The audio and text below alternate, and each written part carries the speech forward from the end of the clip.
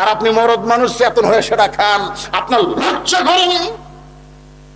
এই আয়াতের ব্যাখ্যা হলো শুধু বউ কষ্ট করবে না, স্বামীকেও সেই অনুষ্ঠানে সহযোগিতা বউরে করা লাগবে। জোরে কোন কথা ঠিক কিনা?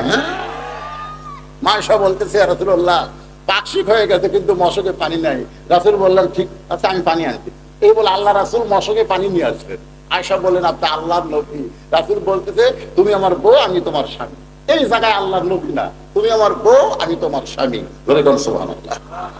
মায়েশা বলেন, একদিন 2 তরকারি আমি পাক করলাম। রাসূল 2 তরকারি চাকার পরে বলতেছে, এইটা আমি সব খাবো, এটা তোমাদেরকে আমি দেবো না, এইটা তোমরা খাও। মায়েশা চিন্তা করলেন, এতই স্বাদ, নবীকে 4টা 2টা সব খাইছে, কিন্তু আল্লাহর কিতাব সামান্য একটু করে আছে। মায়েশাকে এটা যে মুখে যে দেখে লবণও দেয়নি, ঝালও দেয়। বলি, ইয়া রাসূলুল্লাহ